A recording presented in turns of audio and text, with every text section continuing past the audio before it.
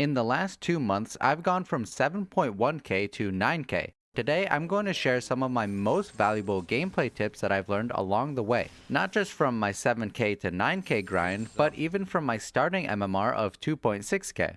And no, I did not double down, not even once. Check the VODs if you don't believe me. In a recent video, I shared some tips for having a healthy mentality and relationship with Dota, which a lot of you seem to like. At the end of this video, I have a similar tip, so stick around for that. This is probably one of the biggest issues I see in people's gameplay. Let's see what you think. Take a look at this map.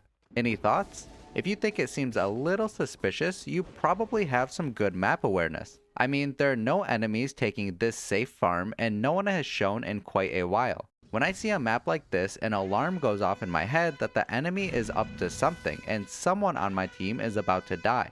Being able to read the map, no matter what it's showing, and deduce the enemy's location is an invaluable skill to have. It can help you dodge your enemies when they're stronger, or get the jump on them when they least expect it. So how do you get better map awareness? This skill can take some time to improve because it often involves knowledge of things like the current meta, picks, builds, and just in general the way people play the game.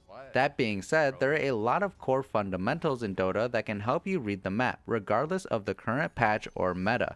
The absolute most important thing you can do to improve your map awareness is to watch your minimap more often. This thing is so valuable, it gives so much information, and sometimes not seeing the enemy is just as revealing as seeing them. For example, people love to farm, right? And people especially love to take safe farm, meaning they're not likely to be contested or killed. An example of this is when your lanes are pushed up to the enemy tower. Normally someone on the enemy team would be there to take that XP and farm. If you see this happening but no one is farming it, there's a really good chance they're up to something. Maybe killing Roche, Tormentor, or about to kill you. Another great thing to keep in mind that'll help you improve your map awareness is having a good understanding of key timings the enemy wants to hit and what their lineup wants to do to win the game. For example, against a Huskar, Ursa, or TA with a Deso, you can usually bet that they'll want to take Roche relatively early on. In this case, you'd probably want to either play close to Roche more often or keep the surrounding area warded. Another example is against heroes like Axe, Legion, Mars, Centaur, heroes who like to buy a Blink Dagger to jump you. If you're playing against a hero like this, try to stay aware of how their game is going so you can better predict when they'll get their blink and make a move on your team. Then you can either dodge it, tank it, or set up for it. We're gonna tank it, gang. What did I say? What did I say? I could feel it in my bones, you know? Sometimes you just gotta tank it for the boys. I read the map and tanked the gank for my mid Zeus.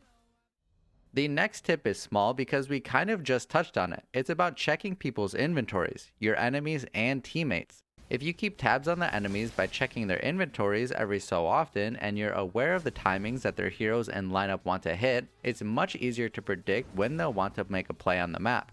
No Mars blink yet, but should be soon, I feel like.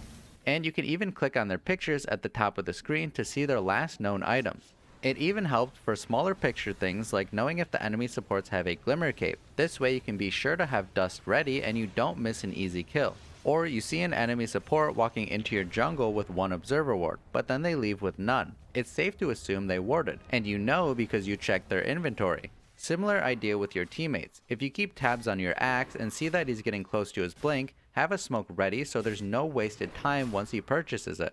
There are a ton of examples like these of why checking people's inventories is helpful. There's a lot of information to be had in Dota, whether that's by checking your minimap or people's inventories. Now, whether you know what to do with this information or not is another topic, but being aware that it's there and getting used to seeing it is going to put you on the right path to improving your map awareness and overall game sense.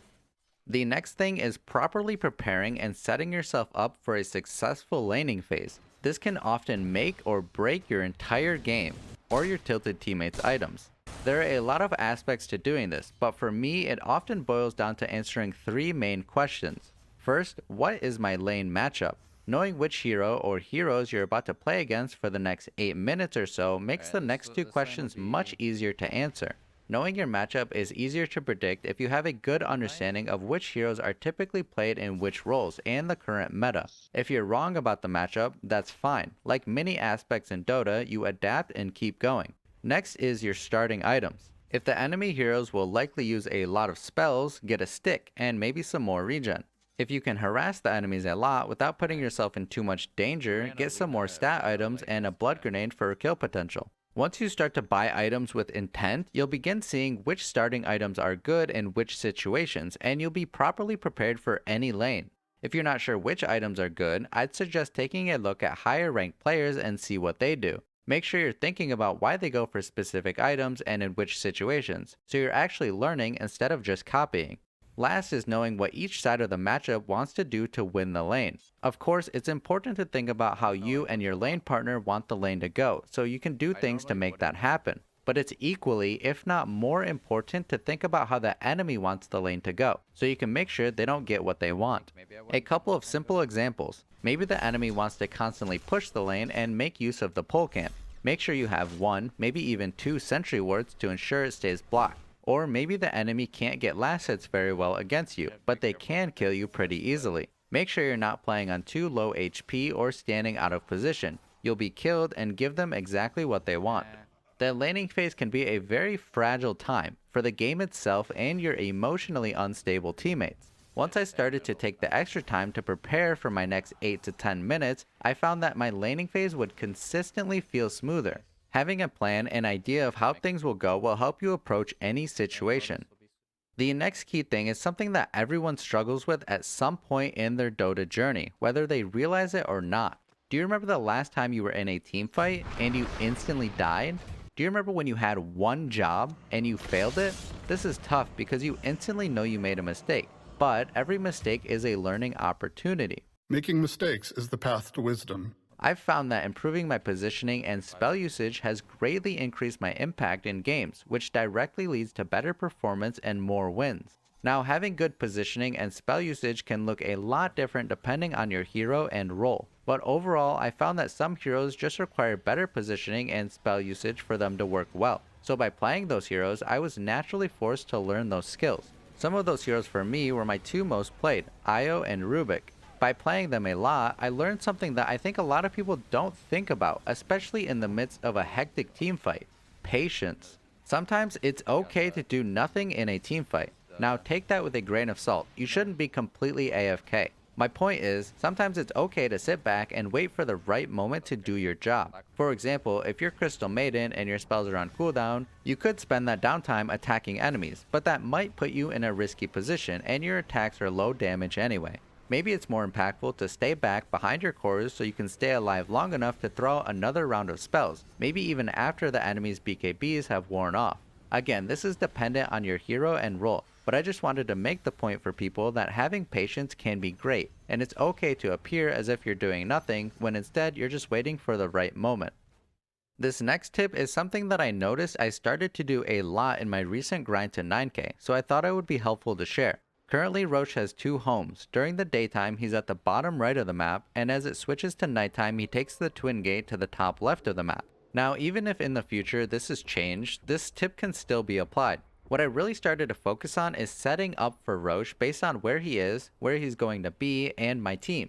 This is especially applicable to supports, since they're often the ones to place wards, but even cores can place wards as well. So let's say Roche is going to move top in 1 minute 30 seconds, and I think our team is strong enough to take it relatively quickly. I'll tell my team, hey, let's set up for Roche top, it'll be there soon, and probably ping it as well as alt ping the clock.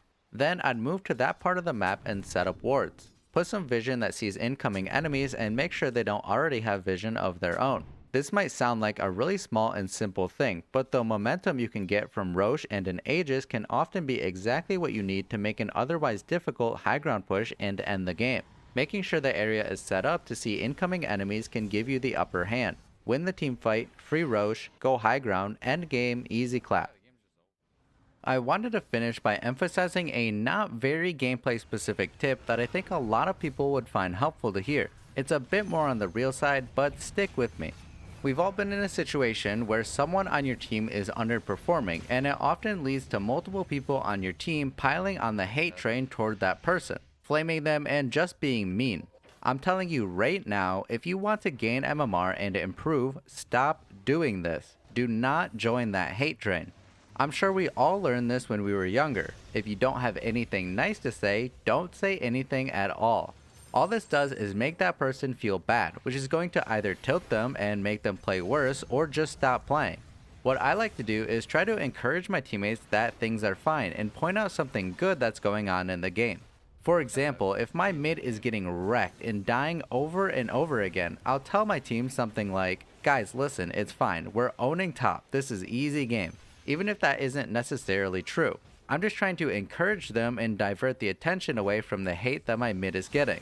Sometimes people just have bad games for whatever reason. Maybe they had a terrible day at work or school, or maybe someone close to them passed away. And this time that they're spending playing Dota might be them trying to escape that stuff for 30 or 40 minutes of their day. My point is, you never really know what someone is going through, and I like to think that the majority of players who queue up for a game of Dota 2, especially ranked, want to win. If you want to win, your chances are a lot higher if everyone feels good. The whole PMA stuff is kind of a meme, but at the same time, it's not really. A positive mental attitude goes a long way. Just something to keep in mind. There's a lot to say on the topic of communication in Dota, which might even be a whole video's worth. But in general, just be nice. When people are having a good time, they play better. And isn't that what we all want from our teammates? Guys, the road to 10k has begun. If you want to join me, be sure to go follow me on Twitch. I've been streaming most weekdays and it's been a blast seeing so many of you come by and say hi. The IO guide is currently in progress, so don't yell at me. Just make sure you're subscribed so you don't miss it. If you have any favorite tips that you want to share with everyone, let us know in the comments so we can all learn and improve. Thank you so much for watching, and as always, I hope you learned something new with me.